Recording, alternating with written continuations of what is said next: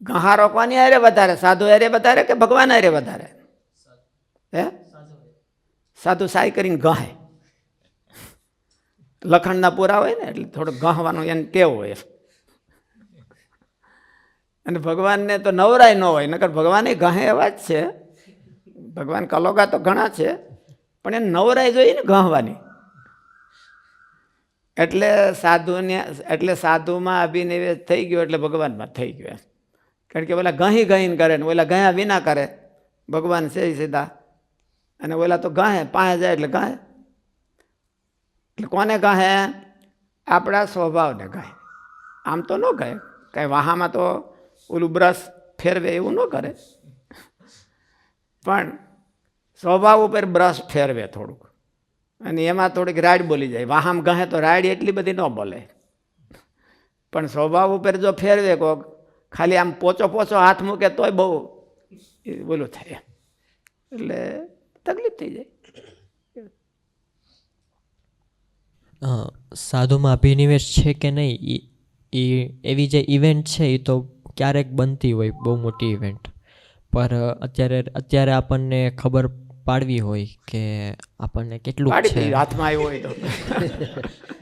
હાથમાં આવ્યો હોય તો ખબર પાડી દઈએ આપણે. ભાઈ સેતતા રહેજો, કઈ કોઈ હાથમાં આવશો નહીં.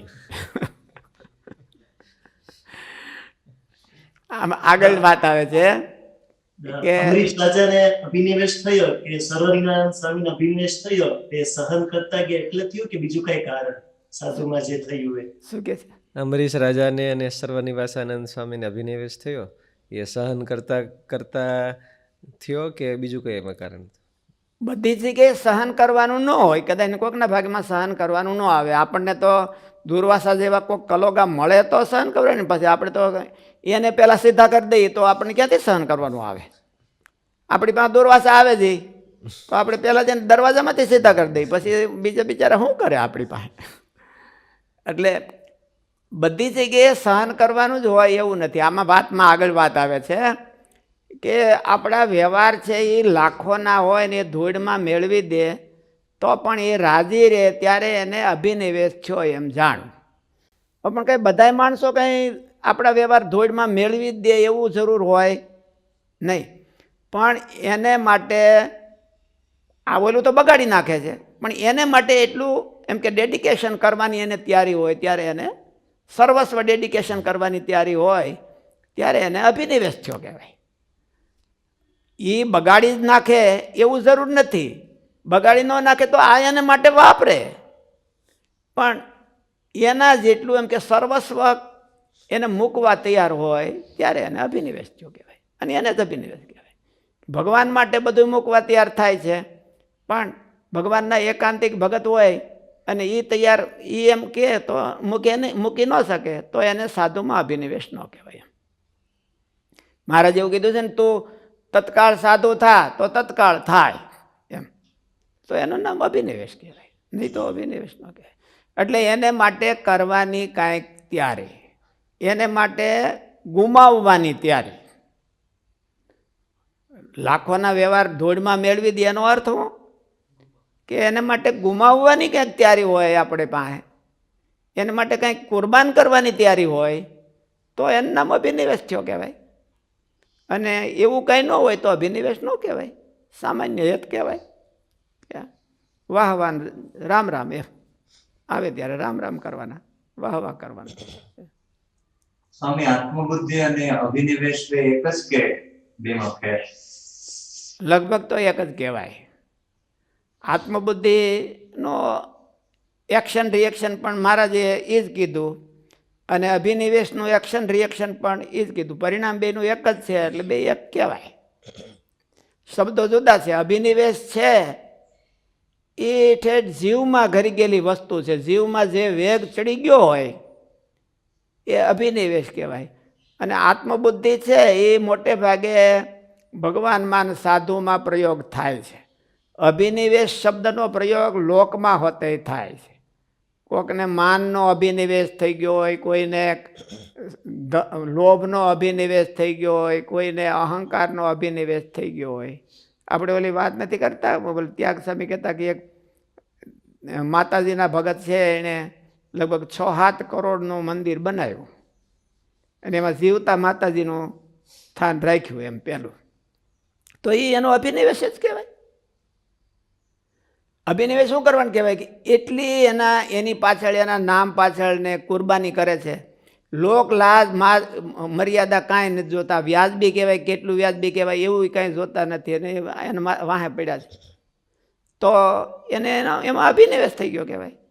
એટલું જો કરવાની તૈયારી હોય તો એને અભિનિવેશ કહેવાય.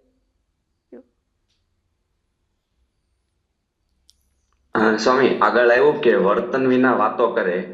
તો હા. આપણે કોઈને વાત કરતા હોય અને આપણને એમ થતું હોય કે આપણું વર્તન તો જેટલું બધું બરાબર નથી, તો વાત કરતી વખતે શું ભાવ રાખવો? વાત કરતી વખતે એવો ભાવ રાખી શકાય કે હું હજી પૂરો નથી, પણ આ મુમુક્ષુ છે ને એને કંઈ ગાઈડન્સ મળે અને એનું સારું થાય તો મહારાજ મારા ઉપર રાજી થાય.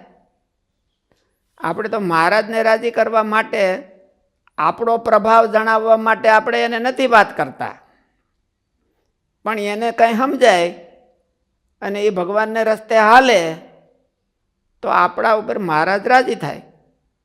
એવા ભાવથી કરીએ તો આપણે અધૂરા હોય તો કાંઈ વાંધો ન કહેવાય. આપણે ઈરાદો સારો હોવો જોઈએ કે આપણે સારા ઈરાદાથી કરી કે મહારાજ, અને આપણે જો એક જીવને ભગવાનને રસ્તે વાળે તો એને બ્રહ્માંડ ઉગાર્યાનું પુણ્ય થાય છે.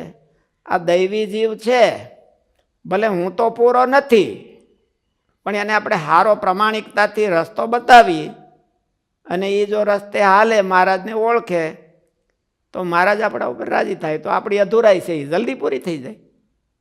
એવા ભાવથી આપણે કરીએ તો એ બરાબર કહેવાય.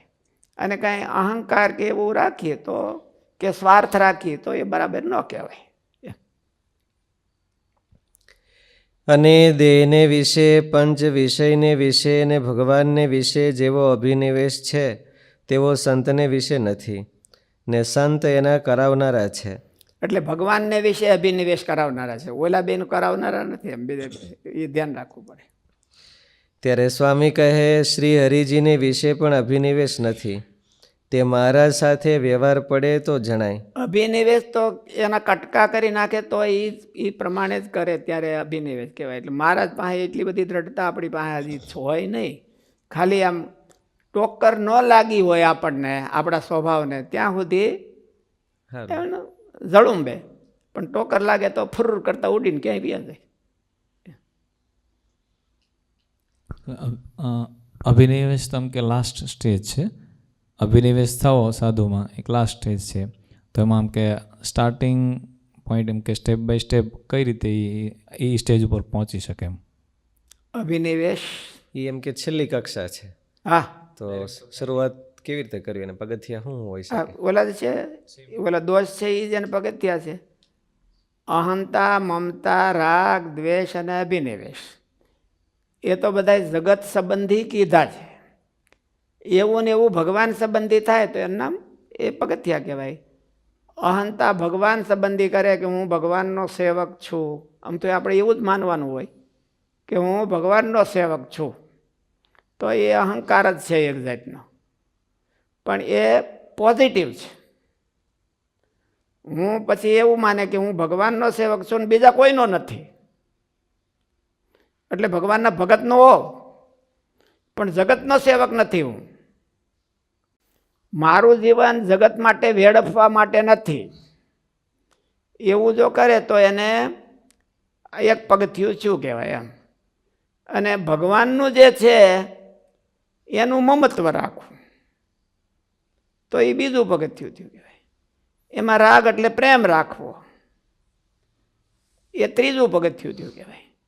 અને એની હારે અટીકટી આપણે અટીકટી કરતા શીખવું જોઈએ. ઓલો એને ભગવાનનું કાંઈ ન હોય અને આપણે ત્યાં દોડ્યા જઈએ તો એનો અર્થ એવો છે કે આપણામાં અંદર પણ એવું જ પડ્યું છે, તો સજાતીમાં હેત થાય, નહીં તો થાય નહીં. એટલે જેને ભગવાનમાં હેત ન હોય, મહારાજમાં હેત ન હોય, એની હારેથી હેત તોડતા શીખવું જોઈએ. એ એનું પગથિયું જ છે. અને પછી અભિનિવેશ, એના સિવાય બીજું કાંઈ ભાળે નહીં. નંદ રાજા ધન સિવાય બીજું કાંઈ ભાળે નહીં.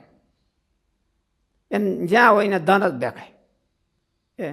એટલે એવી રીતે લોભ, કામ, સ્વાદ એમાં જે અભિનિવેશ થઈ ગયો હોય તો એને એ જ દેખાય. તો એ છેલ્લું પગથિયું કહેવાય. એટલે આ એના પગથિયા છે. ઓલા બધા જગત સંબંધીમાં આ યોગ સૂત્ર, આ યોગ સૂત્ર તો નથી પણ એમ કે એને પાછા વળવા માટેના છે.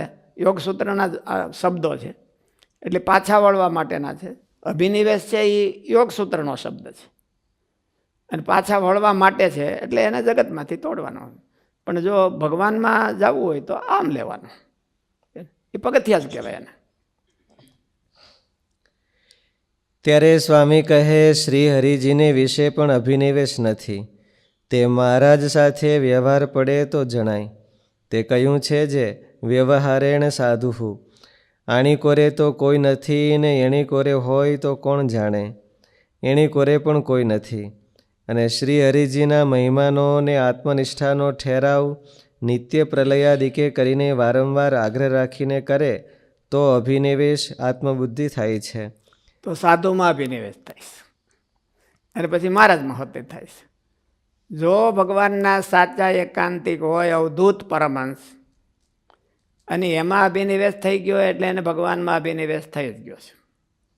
અને ભગવાનમાં અભિનિવેશ થયો તો કદાચ ને આમાં ન થયો હોય તો મુશ્કેલી થાય એવું બને. અને એવા સત્સંગના દાખલાઓ પણ હોય છે.